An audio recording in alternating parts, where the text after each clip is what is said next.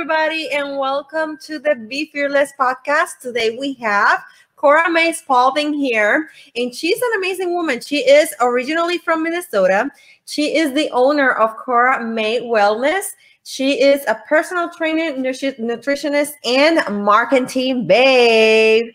So welcome, Cora. Thank you. Thank you for having me on. This is great. Thank you for being here. I really appreciate it. So how are you today? I'm good. Like we were chit-chatting a little bit beforehand. I spent the day, self-care day. I try to do that a couple times a month now. So I envy you so much. Golden. I bet like nothing better than to put someone on a good like feel or place that a day at a spa is like a magic. It's magic. Yeah, it is absolute magic. And I was just sitting there like thinking about how 5 years ago I only dreamed of being able to be in the spot and to do these things. And I'm like, and then I get to go home and I'm on like a talk show, a podcast with you. And yay! Such a good day. Yeah. That's amazing. So, I mean, your story is such amazing to me, but I want you to kind of like take us through your whole journey through, childhood, what happened in your life, and then how Cora Mae Wellness came up to life. So let's start for you telling us, who is Cora Mae? Who was she growing up? Like, who is this woman? Sure. Yeah. Well, I call myself Cora Mae. It's funny because when I was a little kid, having a different name, as you may know, everyone was Michelle and Jenny and Melissa, and I was Cora, and I hated it, but now I embrace it, and Cora Mae because my mama gave it to me. So I'm from Minnesota, like you said. I grew up in a town called St. Paul, Minnesota, which is the capital. St. Paul, Minnesota is the capital of Minnesota, but we lived on the outskirts. So a lot of times when I say, St. Paul, people think, oh, city.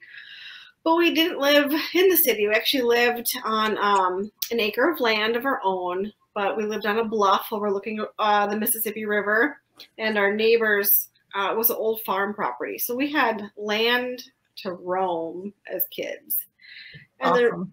And the reason I bring that up is because it's different than most kids. Most kids grow up on I didn't know what a city block meant until I probably got to 6th or 7th grade, and I started having friends more in the city, and I was like, oh, that's what people would be like. Yeah, I go around the block on my bike, and I would go up and down, these dirt paths, and I was a wild child, constantly outside. I was a tomboy.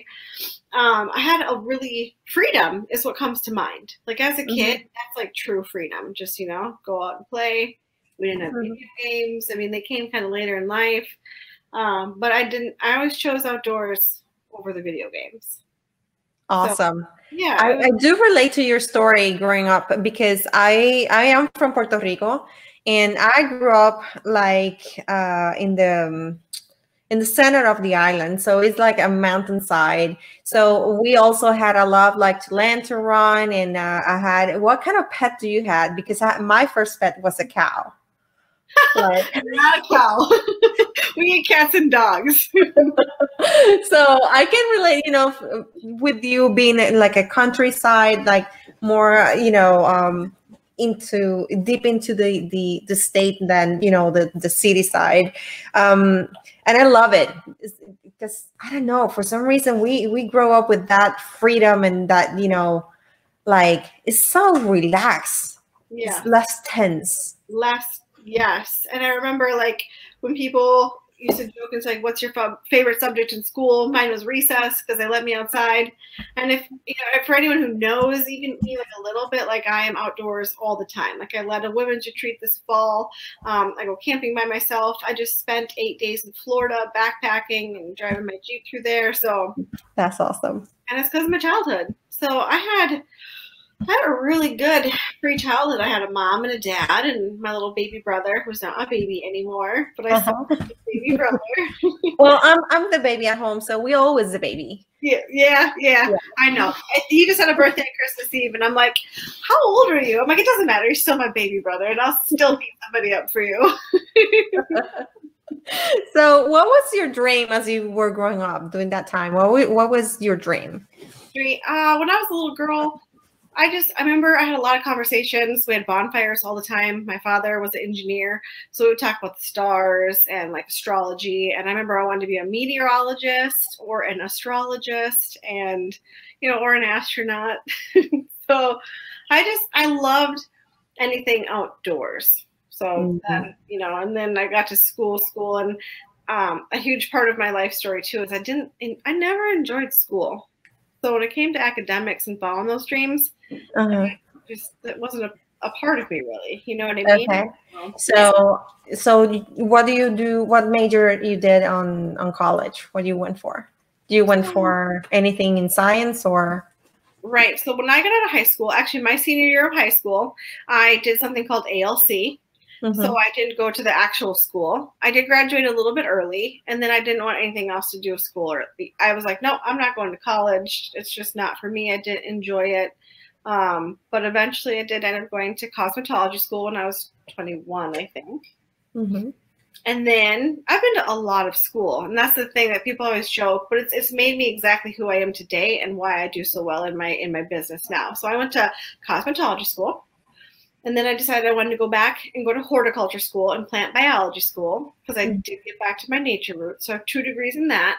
And then in 2014, I graduated with 2 degrees in horticulture and plant science. And then I went and got my bachelor's degree, and I graduated in 2017 with bachelor's in business management. Awesome. Awesome. So as you went through this journey, what was your biggest challenge going through all this?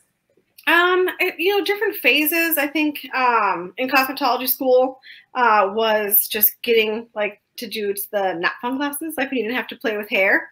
You know what I mean? And I was kind of older. It's funny to say this now because I'm going to be 38. But like when I was 21, 22-ish, I think, most of the girls were right out of high school, so 18. So I was like old to them. They're like, you're old. So it was like I was the older one. So they called me like Mama Cora. And so it was kind of like weird to relate to that. And then things just got easier. And actually, I found because I graduated with honors when I got my horticulture degrees, and then when I got my business degree too. So I just really learned quickly how to do well in school and my own learning style. Because I don't think we know now that not everyone has the same learning style and not everyone will enjoy the same classes. So in college, it's great because you get to pick what suits you. So how do you got into fitness and bodybuilding? That's the next step, right? Yeah.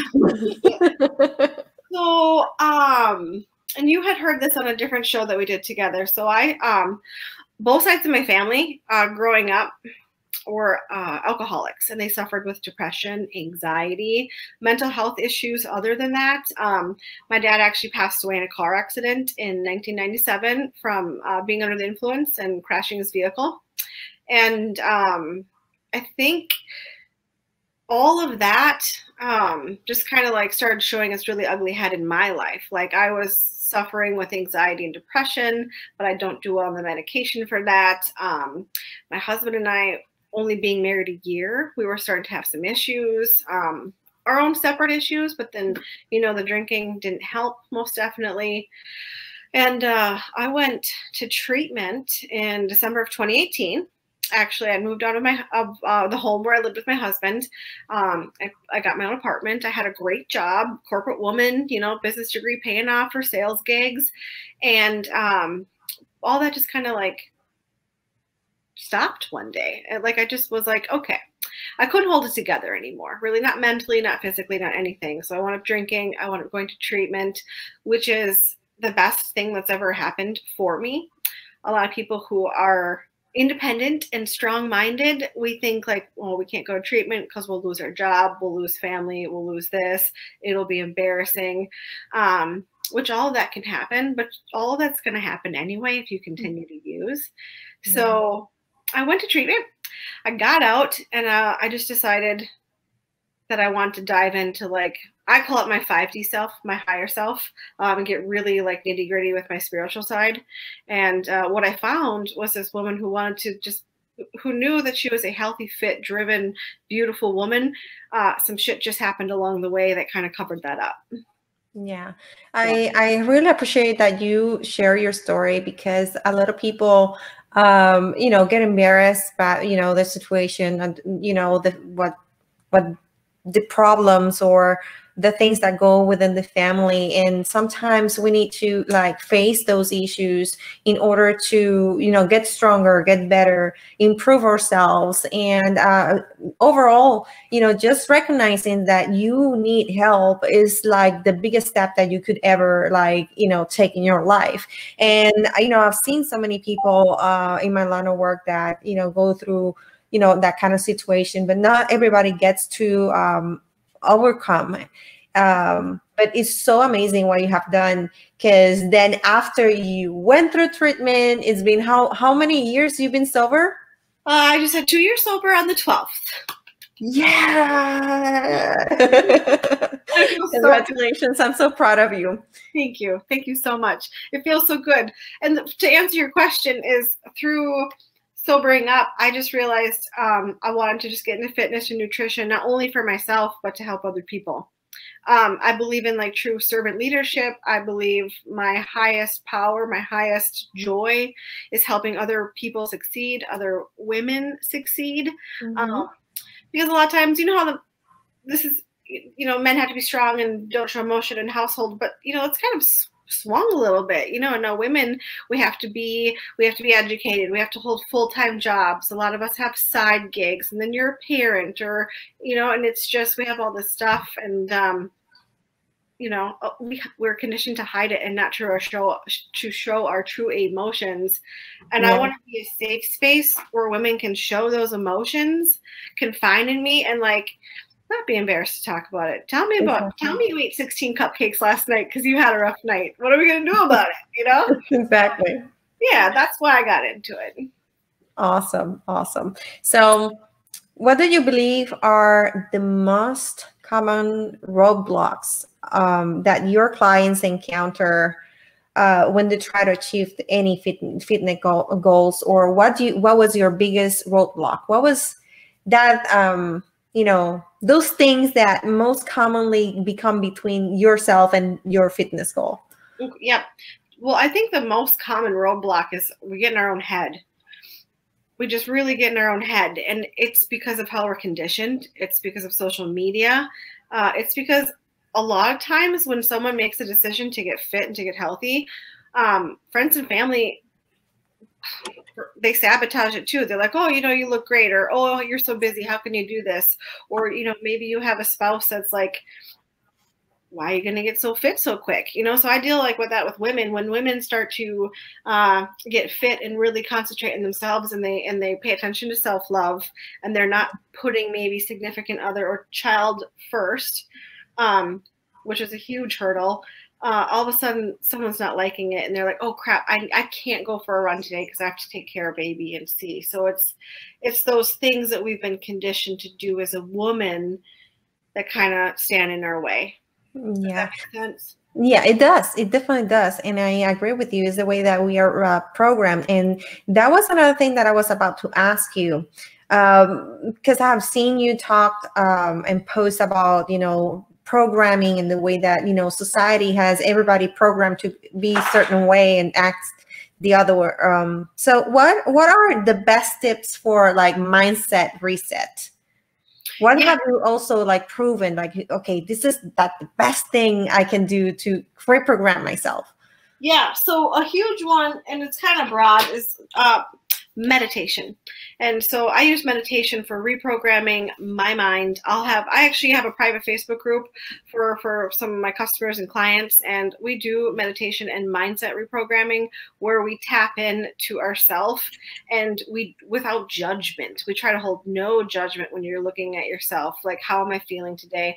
How am I doing? How am I really feeling today? Mm-hmm. Not like the facade that you're going to show someone else, or the facade you're typing on Facebook or Instagram.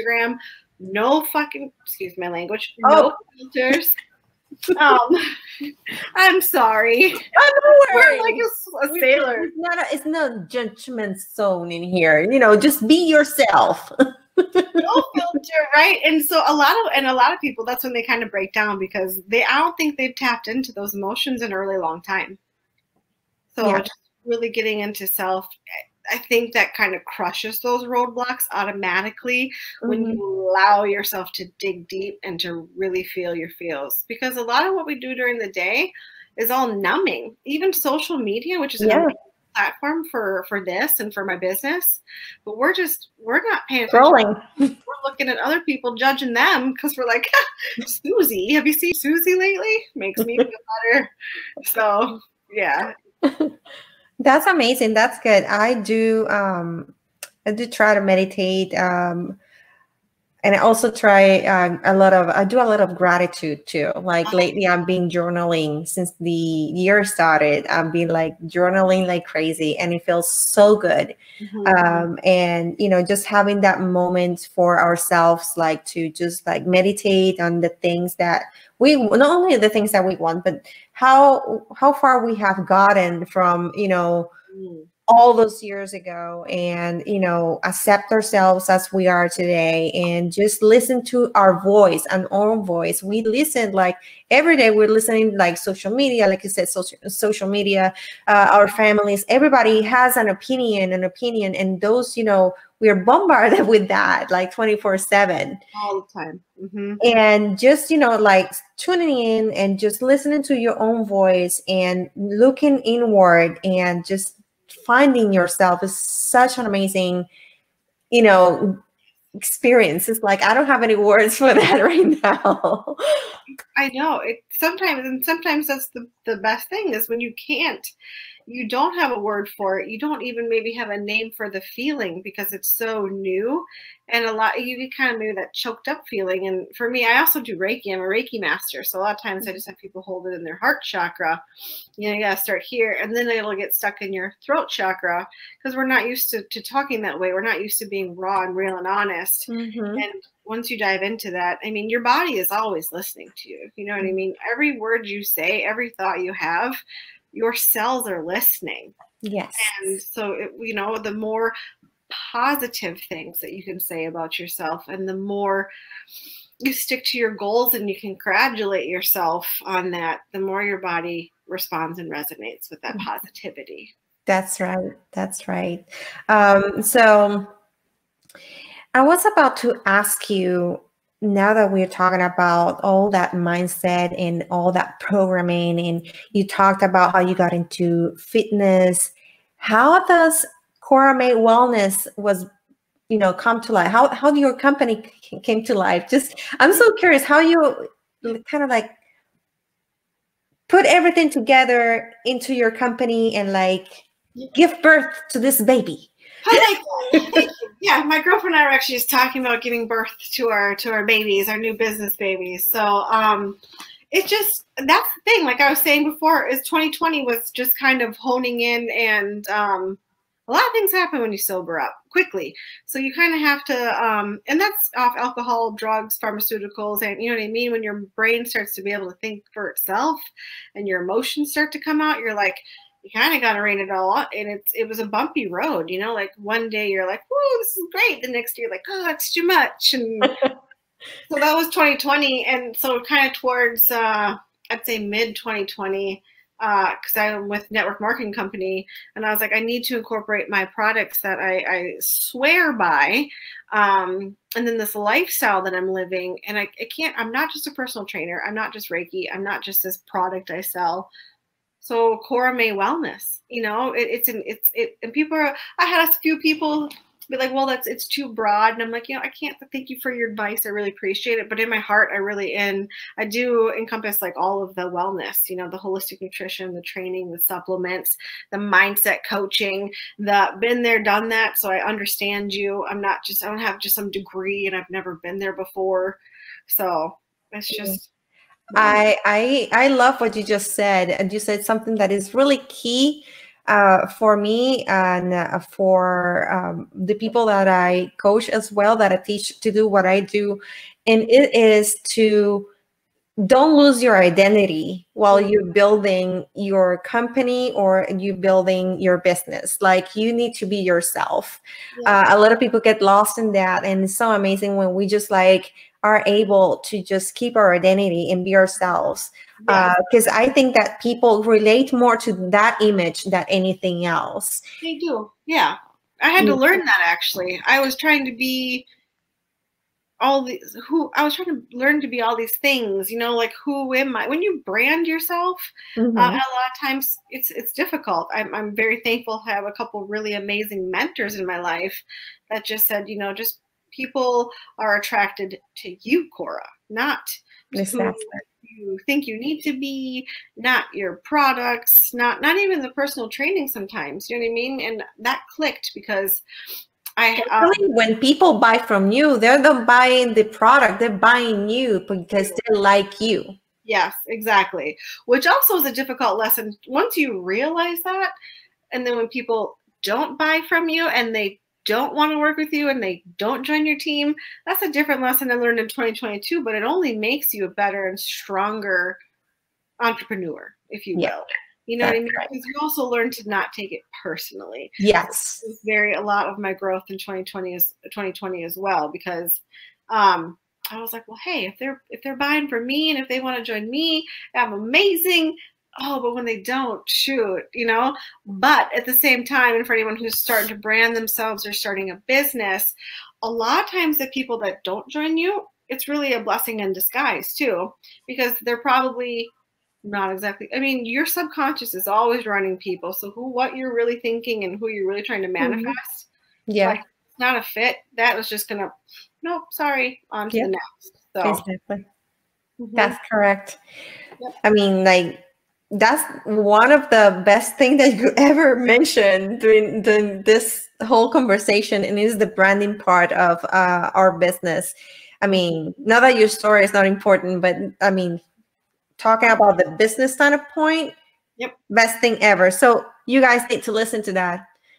If not, just like come back to the podcast later and replay. So far these days, who is your biggest influence? My biggest influence when it comes to branding myself, Brandy Shaver. She's my go-to right now. She's actually she's the reason I got on our other talk show that we were on and how I met you. But she is, I watched her for a long time. I've been in network marketing for five years now, and a couple different company switches and things like that. But I just I call it Facebook stalking, but just joking with her. And so she's a massive influence in my life, and I can't thank her enough.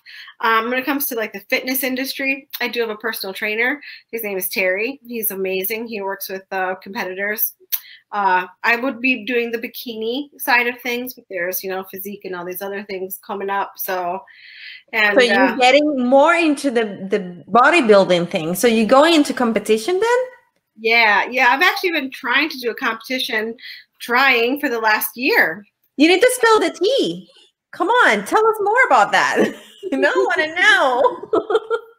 oh yeah. Sorry. So I've been when I decided to lose weight, it was in November of 2019. And so I was like, and I had a girlfriend I actually went to treatment with, and she's a bodybuilder. And I was like, I think I want to do a bikini competition. She's like, great, but we got to get you conditioned first. So you'll spend. And you can do things quickly. I like to do things correctly. So over the past years when I've lost a bunch of weight and I've really learned about nutrition, macro counting, and I was going to do a couple competitions because of COVID. They got cut short. I was actually going to do one in December. I'm sorry. But I'm not where I want to be because I want to show up to win. Some people do it and it's, they do it, see if they like it. And that's great. I mean, if you're going to do a competition, more power to you, because it's super interesting and it takes a lot of self-control.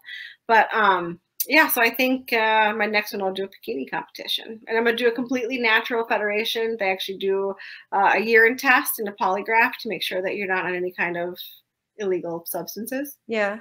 So yeah. That's amazing. I got my bikini and my heels. Like, they're just I want to get fit. Like, now I want to get in a bikini too. Come on.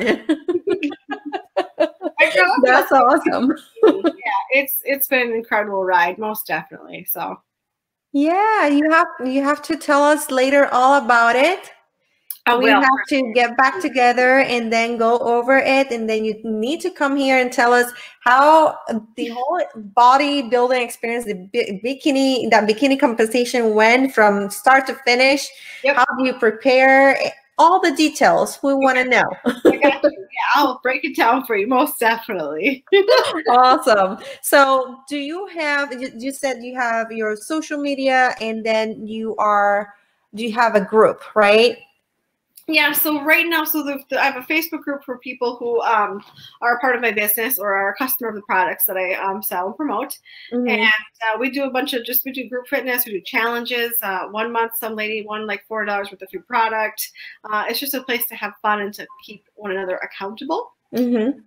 And then I have my business page, which is it's at Cora Mae Spalding. And that's just kind of, it's all in the works. 2020 was all the thinking and kind of getting it down to like a few things. 2021 will be like, okay, now we're going to go in this direction, and this is where we're going for sure. Awesome. Awesome. Well, you guys, now you see, you can find her at Facebook by Cora Mae Spalding page. And this amazing woman, I mean, like, thank you so much, Cora, for being with us today. Your story is so amazing, so inspiring. I hope that somebody out there listened to this podcast and, you know, feel, you know, that they're not alone, and that if you could like overcome all those challenges, they can do the same as well and get inspired. I'm definitely gonna bring you back like during the year. I need to see how this bikini competition goes, because I'm about to jump into that train too. Like, where do I sign up? I want my body, my bikini body too. That's right. That's right. April competition. You can come with me. Awesome. Well, guys, thank you so much for listening. We appreciate you. Don't forget to follow us in YouTube, Instagram, and Facebook by DM Torres00, or you can find my page by Dagmar Torres. My profile is also public, so you can reach me out there. And our podcast came to light today, so it is available in anchor.com and soon to be in Spotify. So don't miss it. Subscribe, and invite your people to listen to the show, the podcast. So thank you, everybody. Kisses for everybody. You all have an amazing day.